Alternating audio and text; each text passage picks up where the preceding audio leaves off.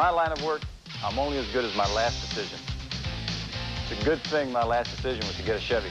And you couldn't make a better decision than to see your Chevy dealer for 3.9 financing or cash back on Geo Tracker. Summertime's the best time for a Tracker convertible with 3.9 financing or $1,500 cash back. And you'll get tickets to a Cardinals game just for taking a test drive. It's time to make a trade. See your Mid-America Chevy Geo dealer today. And tell him Tony sent you.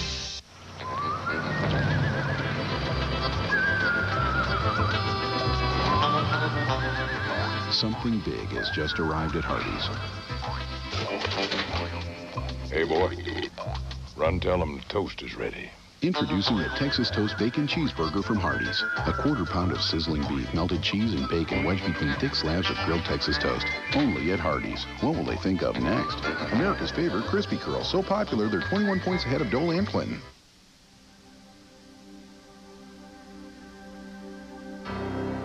He's the best shortstop God ever put in a pair of spikes.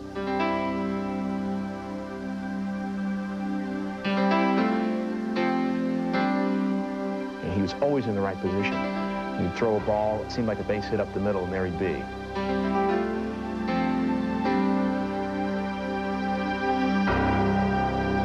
You see the love that the fans are pouring out to Ozzie Smith.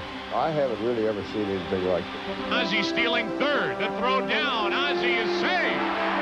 Just because he's my son, I'm not saying this. But Ozzie knows his craft. He knows his baseball.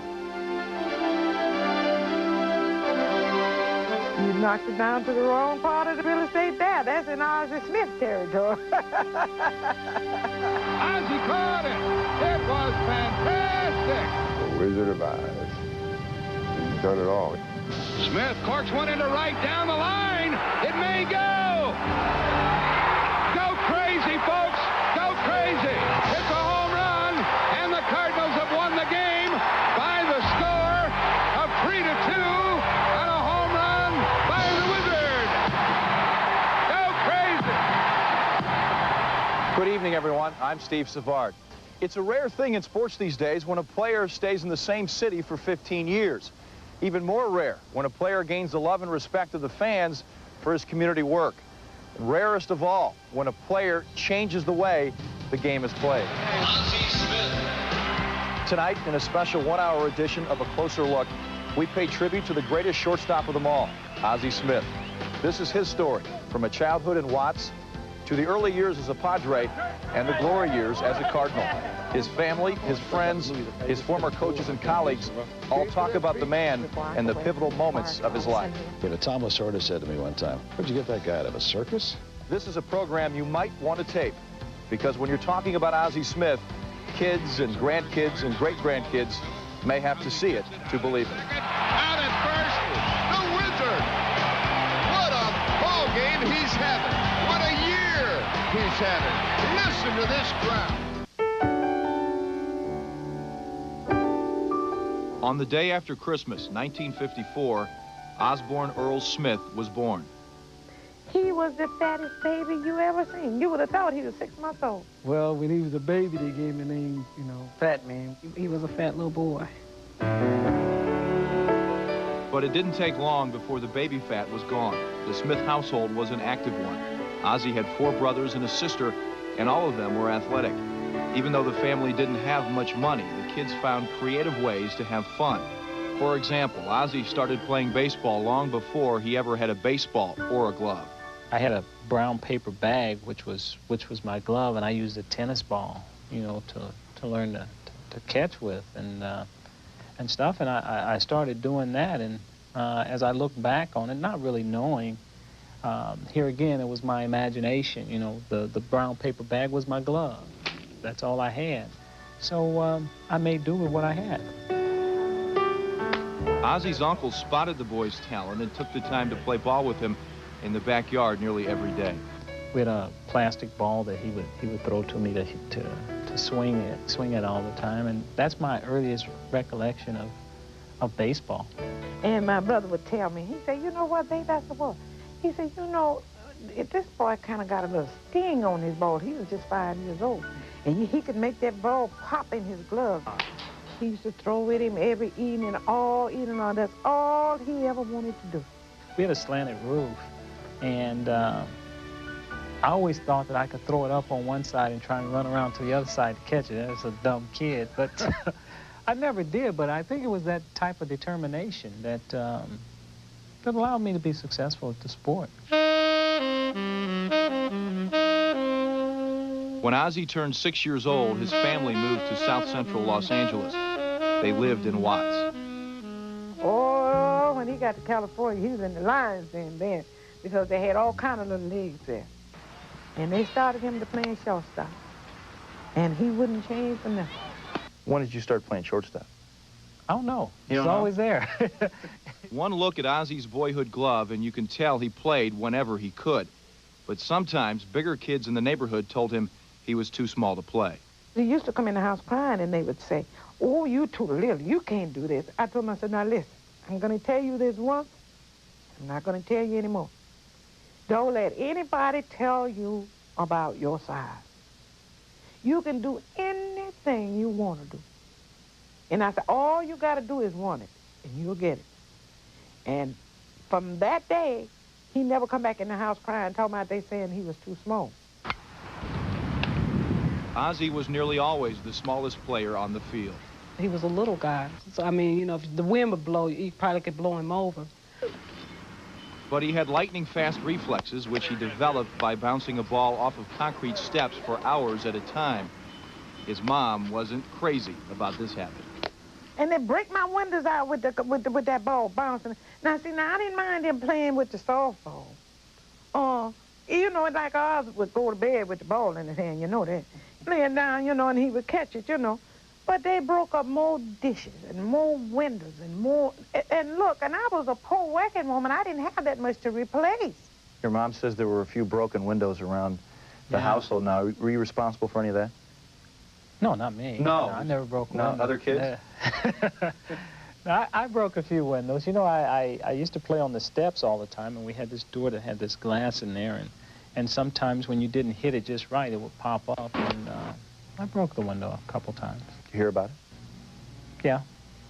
Felt it, too. But when she would call him Osborne, you know, that's when we knew he was in trouble. Osborne Earl Smith?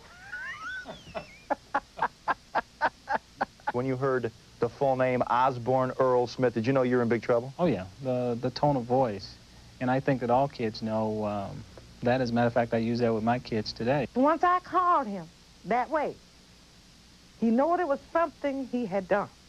And he would, yes, Mom, he'd come right on in. You know, growing up with little or nothing, we didn't have anything but each other. We had a lot of love and a lot of respect for each other. I had to make sure that they had a place to stay and something to eat, and they went to school. There was many days I left and went to work, and I only had bus fare to get to work. I didn't know how I was going to get back home, but I gave them the money to go to school with. And they used to make me feel so sad. I used to cry. I would give them money every day to go to school, and they would not spend that money up until Christmas. They'd save that money, all of them would put their money in to buy me a Christmas present. In 1965, the Watts riots broke out in the neighborhood. 34 people were killed, and nearly 1,000 others were injured. Ozzie was 9 years old.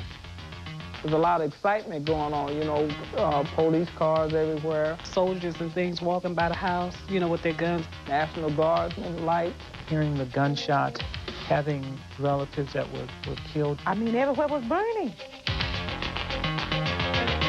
I realized that it was very important to try and treat people all the same, no matter what color their skin.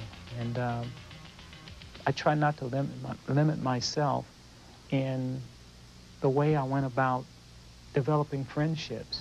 And Ozzie made friends easily. He and his brother Fred organized a street football league in their neighborhood. They also went to a sawmill just down the street, where Ozzie learned a skill that would help make him famous later in life.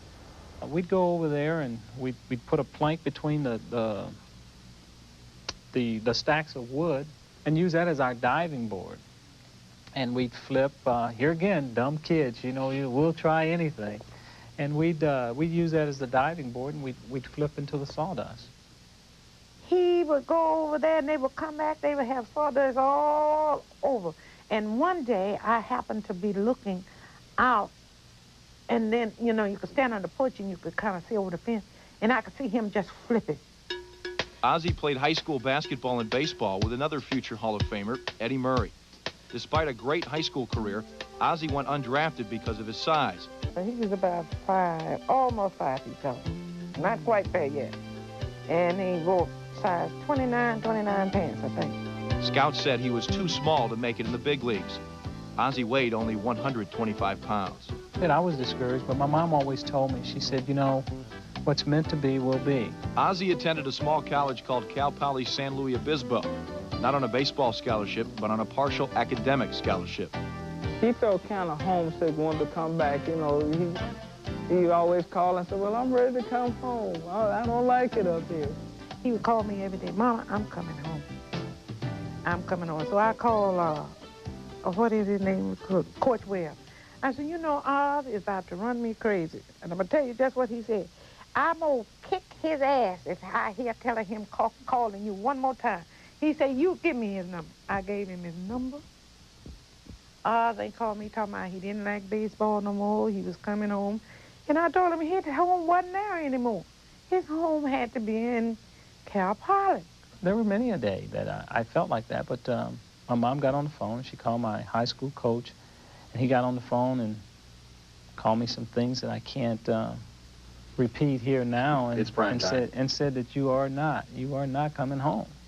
But then in about 2 weeks after he got there, the guy that was playing shortstop for the varsity team, he tore up his ankle. So I was playing on the junior team, okay? So they pulled Oz off the junior team and put him on the varsity. He ain't looked back since. And then I had to start begging him to come home. During 2 summers in college, Ozzie went to Clarinda, Iowa to play semi-pro ball. Coach Merle Eberly was far from impressed when he saw Oz get off the bus. And he told me, he said, you know what, mister, they call me Mama Smith. He said, when I saw this little old thin man, it looked like he was going to fall out when he got there. They had already told him, say, you'll know him when he get there. Say, he's the only black and he's real thin. Mr. Eberly said to himself, I'm going to wake this little old man to death. I'm going to kill him. He said, I'm going to hit him some ground balls down there for 2 hours. And after a while, I was sweating, and he was sweating, and he finally looked up with a great big grin on his face and said, Mr. Eberly, don't you know you can't get a ground ball by me? And that was the beginning of a very fine friendship. In Clarinda, Ozzie worked during the day and played baseball at night. His day job was construction work. That's him taking a breather on a backhoe. As a matter of fact, the job that I had during the day was a jackhammer, you know, so I jackhammered concrete and stuff during the day, and then at night I hit like this. It wasn't quite that bad, I don't think. He did work hard, though. And anybody that watched him during those summers when he worked all day and then would play, you knew that he had plenty of endurance, you know, he had what it took. In 1977, Ozzie was drafted by the San Diego Padres in the 4th round and signed for $5,000. He went to Walla Walla and had played only a half season in the minors when he caught the eye of Padre manager Alvin Dark. He told me at one time when he was out working out that Alvin Dark came out to look at him. I said, sure he did, sure, right. He said, he did. He came out and looked and said, I might be playing shortstop. I said, well, you're not going to start playing shortstop right away. So I said, well, what did he do? He said, he came out, looked at me for a while, and he left. He said, I thought he was gone. And he said, while I was out there fielding, you know, my position, I saw him over there looking, you know, up and under the stands at me. And I said, right. He said, you watch, I'm going to start. He said, I'm going to start. I said, well, I have to see this. And sure enough, he did start.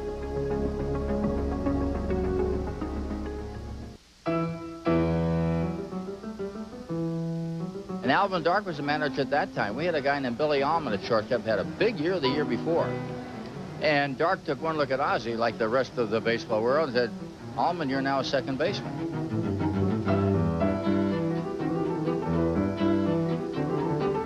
My early images of him are that diving play up the middle, and the guy must have been made out of rubber because he would bounce right up and throw the guy out. Well, when I first saw him play was with San Diego, and the first thing that hit you about him is the number one.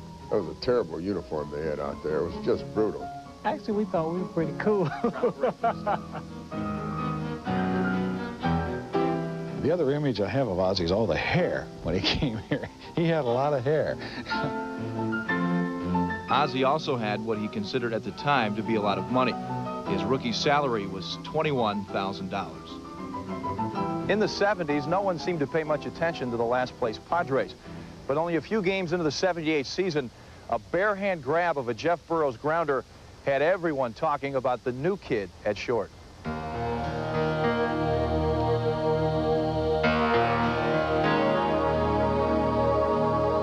When I dove at that ball and it hit, my glove hand was gone, so the only other way that I was going to get it was to reach back like that. But I really didn't realize the impact of the play until the following morning when, you know, I turned the radio on and I still heard people talking about it. I heard one of the guys on the radio say, you know, I think I saw the greatest play I've ever seen in baseball history yesterday.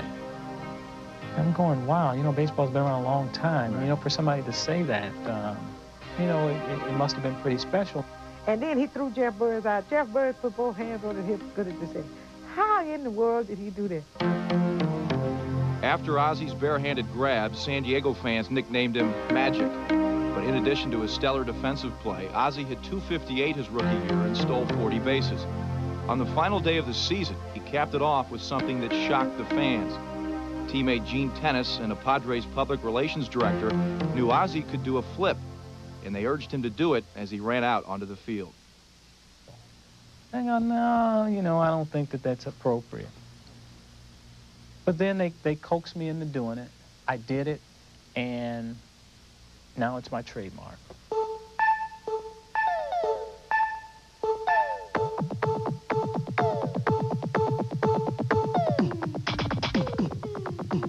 Little old ladies that come up to me and go, I know you, boy.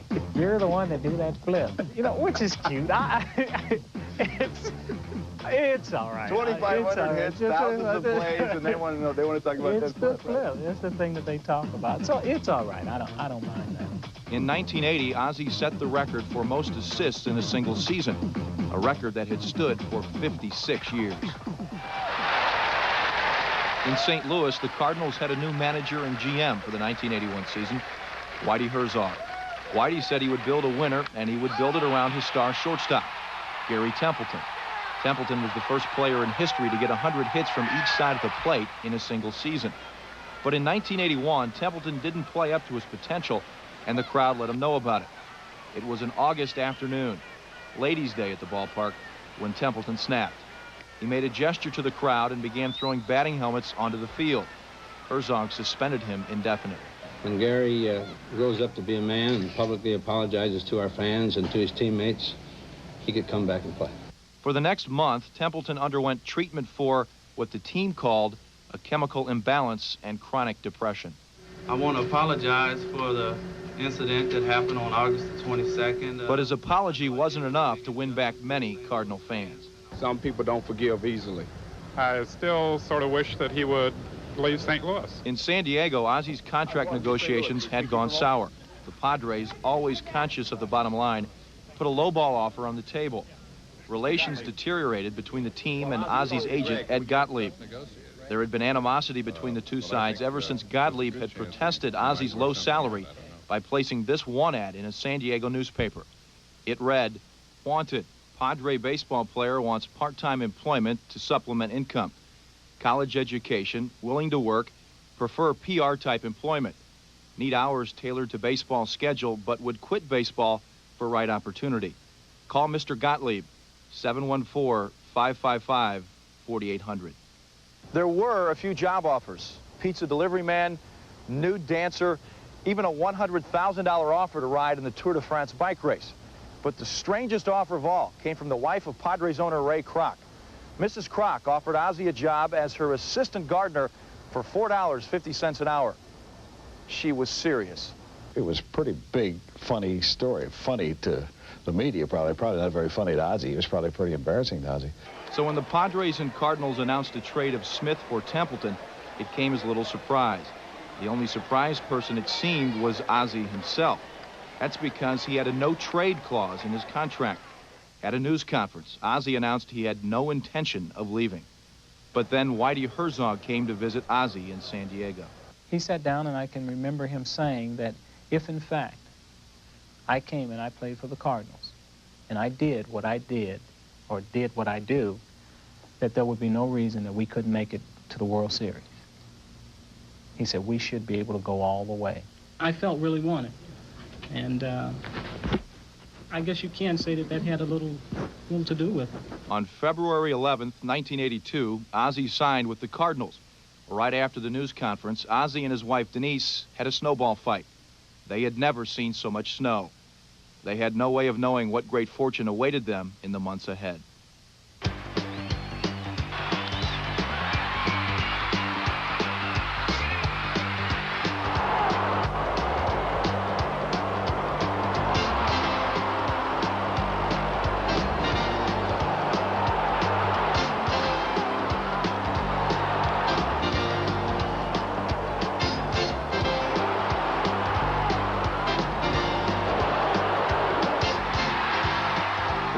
With Ozzie did exactly what Whitey had predicted.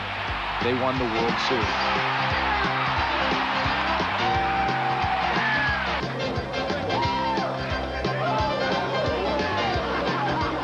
What we had was very, very special. And we were a very unique group.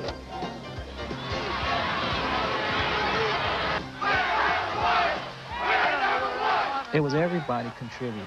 That's a great feeling. And then to be able to share that with everybody that have sat out there and, you know, coming to the ballpark in the playoffs and the World Series to see the sea of red.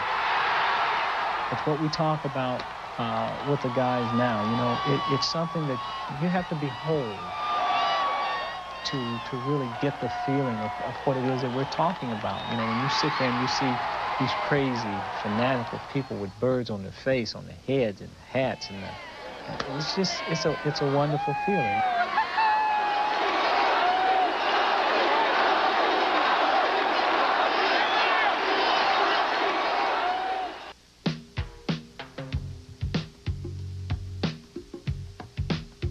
After the '82 season, Ozzie signed a 3-year contract, making him the first $1 million a year shortstop.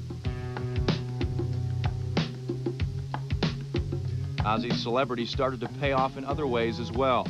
I'm talking to Ozzie Smith. St. Louis businesses wanted him to endorse their products because of his popularity. Catch the values at Rossman. It's this fielder's choice for fine furniture.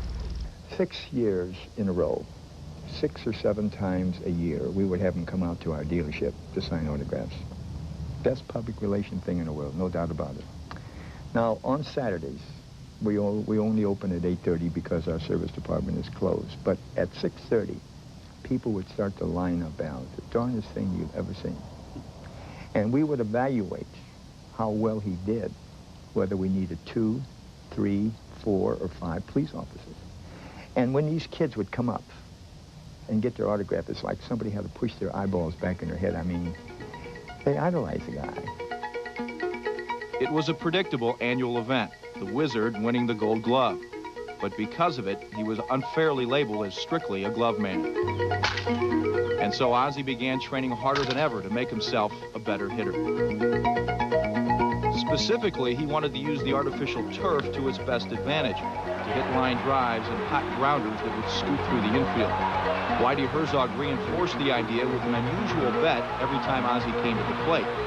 If Ozzie hit it on the ground, Whitey owed him $1. If he hit it into the air, Ozzie owed Whitey $1. What it does for you, it reminds you. Every time that he'd come in, he'd say, okay, you owe me $1. Well, it's not the dollar that bothered Ozzie, but it was that he owed him. Hey, you owe me. I beat you. I'm better than you are. I'm smarter than you are. Give me the $1. Give me the $1. So he said, hey, he's not getting my $1 again. You know, he knew what kind of man Ozzie was, and he knew that that $1 would make him more determined. But every time I hit a fly ball, I gave him $1. Every time I hit a ground ball, he gave me $1. and I kicked his butt.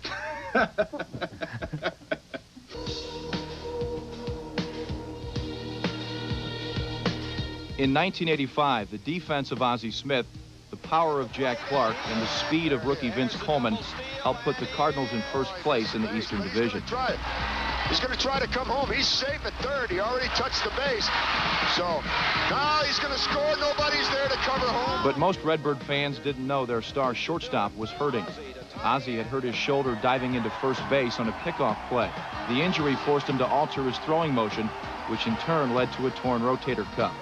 The pain threatened to knock Ozzie out of the pennant race. It finally got to a point to where it was very tough for me to get on top and throw the ball. You know, it was less pain here, but it was still painful. So in Chicago, I finally got my first cortisone shot in 1985 because it was coming up to the playoffs, and I definitely wanted to be a part of that. He have a lot of aches and pains. He don't tell anybody.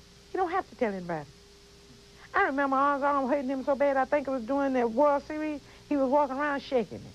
Swing and a line drive into right. In the next to last game of the season, the Cardinals won the East. They would take on the Dodgers for the pennant. The Cardinals have won 101, and they've won the Eastern Division. Line drive down the right field line, base hit. The Cardinals got off to a rocky start, losing Game 1 and Game 2. Then in Game 4, they lost Vince Coleman when he was run over by the tarp. With the series tied at 2 games apiece, Game 5 became the most important of them all. The Cardinals had to win or face elimination in 2 straight games at Dodger Stadium. Ground ball down the line.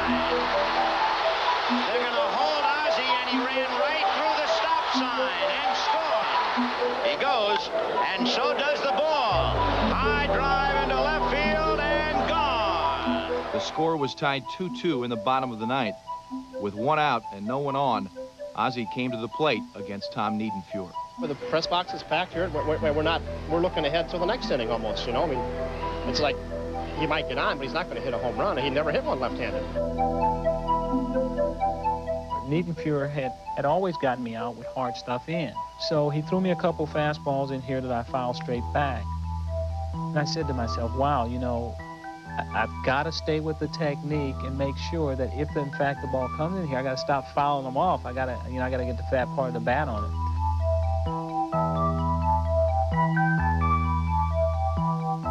Smith corks one into right down the line. It may go. Go crazy, folks. Go crazy. It's a home run, and the Cardinals have won the game by the score of 3-2 on a home run by the Wizard.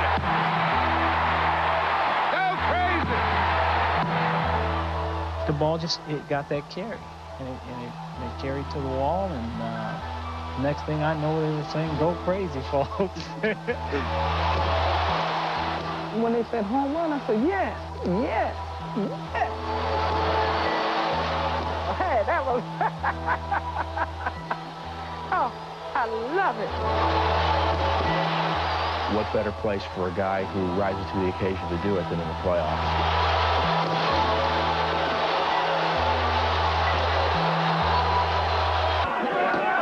The Cardinals go on to win the pennant. Ozzie is named MVP of the League Championship Series. And after winning 3 of the first 4 games, the Cardinals seem destined to win another World Series. But the infamous call by Don Denkinger in Game 6 causes a momentum swing. Morrell races over to cover. The throw doesn't get him. The Cardinals self-destruct, and the Royals become world champs. The Redbirds couldn't seem to shake the after effects in 1986. They have an abysmal year, on and off the field. I had a meeting, and I said, you know, our problem is we're not a team anymore. I said, some of you hate each other, and until we start liking each other and playing as a team, we're not going to play very well. It was a much bigger, stronger Ozzie Smith who reported to spring training in 1987. He had spent the off-season training with fitness guru Mackie Shilstone. He came to camp 20 pounds heavier.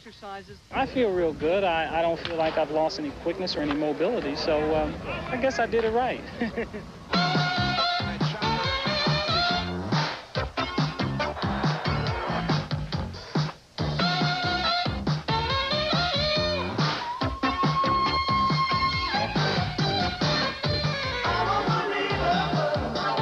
Ozzie goes on to have the best year of his career, a .303 batting average, 75 RBIs, and he leads the Cardinals into postseason play once again. Swing and a long one to left field. Up against the wall, and it might go. Home run! Home run for Jose Oquendo. Before the hometown crowd, the Cardinals win the National League pennant. A few nights later, they will go on to face the Minnesota Twins in the World Series, and once again, they will come out on the losing end of Game 7. But this October night in 1987 is filled with celebration, the kind of night every ball player remembers for a lifetime. But I think that having the opportunity to get into the World Series and experience that, it's worth its weight in gold.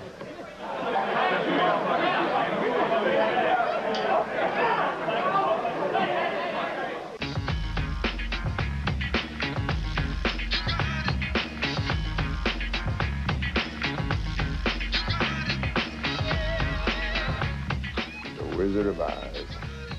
He's done it all. He has a magic wand out there. You can watch. You can see it. Up the middle. Ozzie to Alisea. My, oh my. Bonilla slides short. Look at his grin. Come on. You didn't make that play, did you? And I said, yeah, I did. But in the late 80s, it was conventional wisdom that the Wizard of Oz would soon start to lose some of his magic. Oh, he's going to catch it. He's going to catch it. Look at it coming. Get it. Come on. They said he would soon lose a step, and then another. Ozzie had a new opponent chasing him, age. Yeah. There you go. There you go. But he had a plan to keep it from gaining on him for the next several years. The work ethic, taking ground balls, taking more ground balls than anybody. You know, working on hitting the ball the other way. You know, thinking about what's going on during a game. You know, he did those things very well, and that's an example. Well, if Ozzie Smith's taking extra ground balls, then maybe I ought to work on it too. To watch Ozzie during infield practice is to watch a master at work. Ground ball after ground ball, scooping and throwing, sometimes throwing without even looking, but putting it right on the money instinctively. I'd stand behind him and watch him take ground balls during batting practice. I mean, he would every once in a while turn around and look at me and say, you know, you're not going to get any. I'm going to catch them all. So I don't know why you're standing behind me. At other times, Ozzie becomes a sort of player coach, helping younger players to hone their skills. I feel fortunate to learn from like I said, the best. He's my mentor. He's the one guy I looked up to, and he took me under his wing. He's helped me tremendously. Hey, you gotta go around. You gotta go. There is also a playful side to the Wizard, someone who can loosen up a clubhouse when tension is high. Listen to this impromptu jam session with Vince Coleman. Twist and shout. Twist and shout. Come on now, baby. Come on, baby. Come do it all night. Work it all out. Oh. But on the flip side of this sense of humor is a fiercely competitive nature, which can be a source of conflict from time to time. Oh, and now we got a little fight. We got a fight, boy. I'm telling you, they're working on Clark. Ozzie working on him. Now everybody gets in there. And looking back on that situation, you know, that was something that just kept building. Well, the problem that we were having there was one that we presented to the umpires. We told them, I said, you know, sliding past the bag. He's waiting until he gets to the bag to slide on the other side of the bag, which is, the bag is my protection. And I said, if you're not going to stop him from doing that, somebody's going to get hurt. Here's a line drive. Diving play by the Wizard, folks. His ability to adapt on a baseball field was obvious. He developed a lightning-quick release to hide his shoulder problem. Ozzie also developed a unique jump and throw on the double play. I don't know anybody that can do that. You got a guy sliding in hard and high into second base, and Ozzie would jump straight over top of him and then throw once he got to his highest height. And you know, I tried to do that. I mean, just kidding, just fooling around. I tried to just jump and throw the ball, and you can't do it. But my favorite things of Ozzie are off the field. To watch him, the patience he has. To watch him even now, he goes in to a city. And certainly everyone wants his autograph. Fans galore. Forget the fans. The players. How many players? Every town he goes into, He'll have a stack of balls, hundreds of balls. The patience that man takes to sign these baseballs. And I mean, he almost, each one he signs, he knows that that's for you. And he's going to make sure he signs it just for you. To this day, one of his closest friends, that's how he met that person, because this man's little boy at the time was a little fan that liked to stand outside the stadium at Jack Murphy Stadium and you talk to Ozzie Smith, and one day the little boy introduced the dad, and now they're very, very, very close friends. I just said, Mr. Smith, I'd like you to meet my dad, Pete. Well, Dad, this is Oz. Here you go. Ozzie took an immediate liking to Pete Albert, and he asked Pete to call him to go out to dinner sometime. And I'd call and be busy, and they'd be driving me nuts. Call him, and, you know, I'm going, oh, God, I hope he don't answer. You know what I was saying? I don't know, what am I going to say? This is this. And finally, he called me, and we got together, and it was just buddies, you know. I'd say almost every city, he has allowed 1 or 2 or 3 people to get close to him, to the point where he has relationships with these people. I mean, they're acquaintances, but these are people that he's also going to miss after baseball's over. It's not just the teams that he goes and visits, but there's going to be people within all of these cities, all different types of people. People that might live on a farm, people that own a clothing store, just a fan that happens to just adore him and may have waited outside the stadium to meet him and have the chance to talk to him, and lo and behold, he might be having dinner with him 2 nights later. Ozzie is the father of 3 children, O.J., Dustin, and Taryn. O.J. was 3 weeks shy of his 4th birthday when he did the traditional opening night flip for his dad. But now, O.J. is more interested in the martial arts than he is in baseball. If there is to be a Smith of the next generation in the majors, it will probably be Dustin. His love for the game is his own. You know, he enjoys going out and playing baseball, much like I did when I was his age, you know, being creative and always wanting to play. You know, play by yourself if you have no one to play with. And I see that in him. You can't do it again. Ozzie's charity work is well known in St. Louis. Here he is playing catch with Nathan, a boy he met through the Variety Club. Good arm. People knew we were friends, very good friends, and they would call me. And they would say, my daughter is in an accident, paralyzed from the waist on down, or my son lost a leg to cancer, and they love Ozzie. Is there any way Ozzie can come out to visit them? I would get a hold of Ozzie, and he has never, ever turned me down. For his work with local charities, Ozzie was chosen St. Louis Man of the Year in 1992.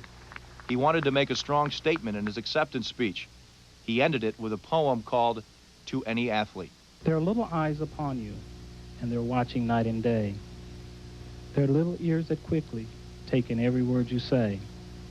There are little hands all eager to do anything you do, and a little boy who's dreaming of the day he'll be like you. There's a wide-eyed little fellow who believes you're always right, and his ears are always open, and he watches day and night. You're setting an example every day in all you do for the little boy who's waiting to grow up to be like you. Thank you very much.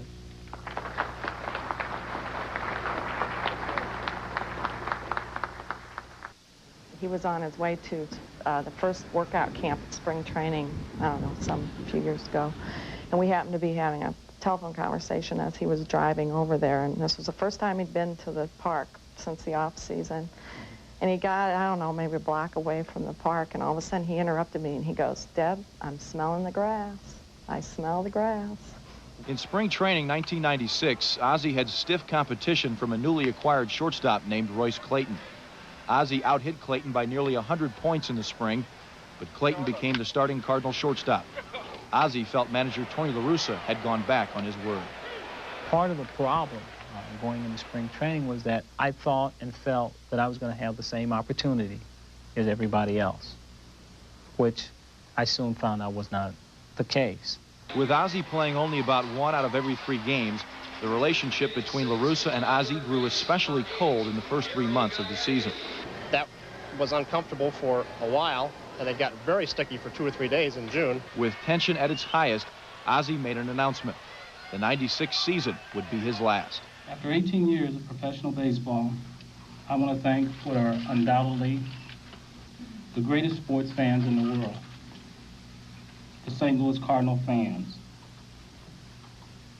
I will always cherish the special bond I have made with our fans. For the people to have watched that and seen Ozzie show his emotions, that was him. That was the real Ozzie Smith. He did not hide that. He shouldn't have. He loves baseball. It's going to be very difficult for him to walk out that field the very last time. Once he decided that this was it and he announced his retirement, everything changed. And the fact that, hey, I've only got 60 left, I have 100 left, whatever I have left, I'm going to go out there and I'm going to be Superman every second of every minute for those 5 or 10 or 50 or 60 or whatever they are. Here's a line drive. Diving play by the Wizard, folks. Stottlemyre brings it. Flaherty flies it into shallow center. Out goes Ozzie. Long way to go on the run. Ozzie does it again. Swing. Ozzie has hit a long one. Into right. It is out of here. The Wizard has done it again. Over the next 3 months, Ozzie boosts his batting average to 300. At 41 years of age, he was playing like a kid again. The Cardinals are only 2 back now.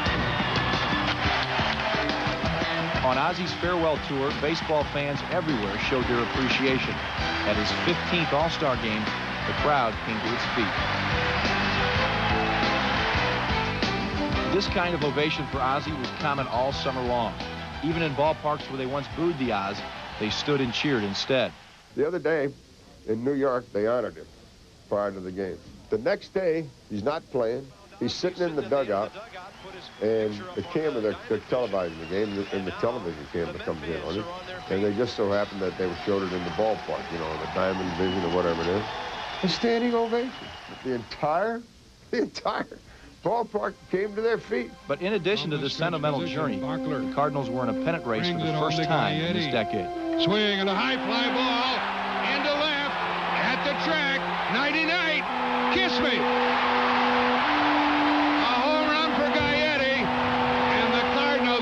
First place. Here's the pitch. On Labor Day, the first place Houston Astros came to Busch Stadium for the beginning of a crucial 3-game series.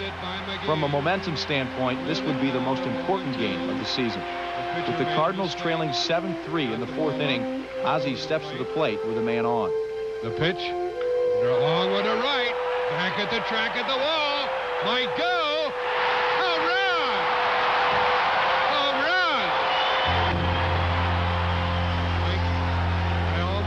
Go crazy. The Cardinals battle back and tie the game to send it into extra innings. You talk about a big base hit. In the 10th inning, Ozzie comes to the plate with the winning run at second. Here it is, Ozzie. Swinging a ground ball deep into the shortstop hole. By the shortstop. Here comes Mejia. Here comes the throw. He is out at the plate. That leaves it up to Willie McGee. Willie already has 3 hits on the day. McGee. Swinging a ground ball up the middle. The shortstop can't get it. Here comes Ozzie. Here comes the throw. They may get him. Save! Save! Ozzie scores! Look at this scene at home plate. The Cardinals move to within a half game of the Astros and then go on to sweep the series to move into first place by a game and a half. They would not look back. He has it! In the final week of the season, the Cardinals win the Central Division. Ozzie would have another shot at a second World Series ring. Here he is. Go crazy, folks. Go crazy. On the next to the last day of the season, a capacity crowd comes to Busch Stadium to say goodbye to the Wizard. It's Ozzie Smith Day at the ballpark. When he went into the hole to pick up a ground ball and bounce back up to throw across the diamond, we were reminded every time why we love this game.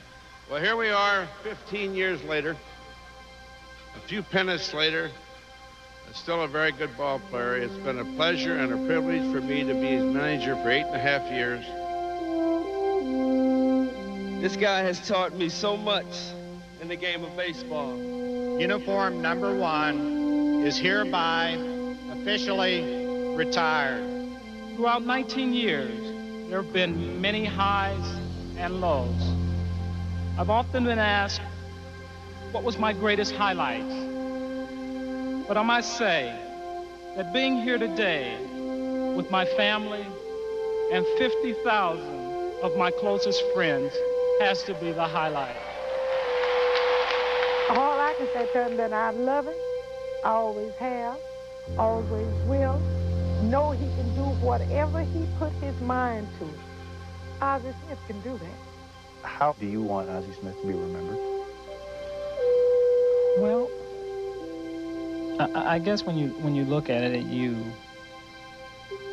take all of the bright moments, all of the great moments, all of the ones that stand out. You know, the one like 85,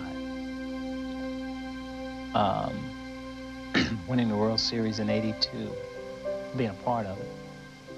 Again in 87, and knowing that even on days when the team didn't win,